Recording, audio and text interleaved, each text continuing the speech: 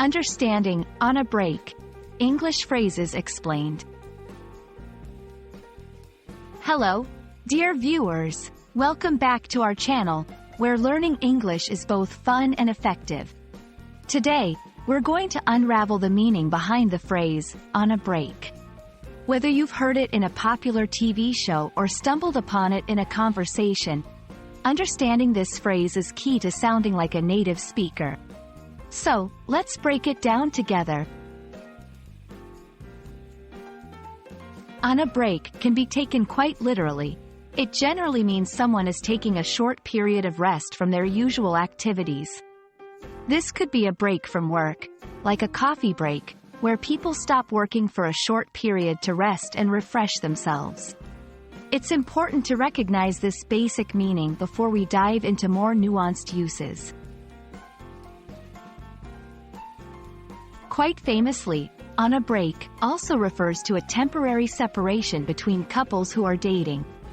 Unlike a formal breakup, being on a break implies that the relationship has hit a pause button, where both individuals take time apart to think about the relationship and their feelings.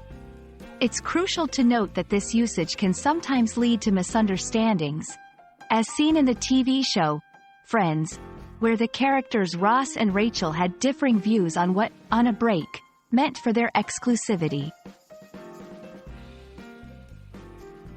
Let's explore the different contexts in which "on a break" can be used.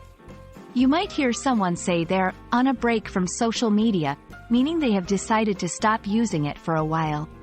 Students might say they're on a break during holiday periods from school or college. Understanding the context is essential for using the phrase correctly. Often, on a break is accompanied by an indication of time. For instance, I'm on a break for 15 minutes, or we're on a break for the summer. This additional information helps clarify the duration of the break and sets expectations for when normal activity will resume. It's also useful to know some variations. For instance, take a break is an active form, suggesting that someone decides to stop their activity, while give a break can mean to provide someone with a rest or even to stop putting pressure on them. Understanding these can enhance your conversational skills. And there you have it. Whether it's a pause from work, stepping back from a relationship, or simply taking time off from any routine activity, being on a break is a flexible phrase that's handy to have in your English toolkit.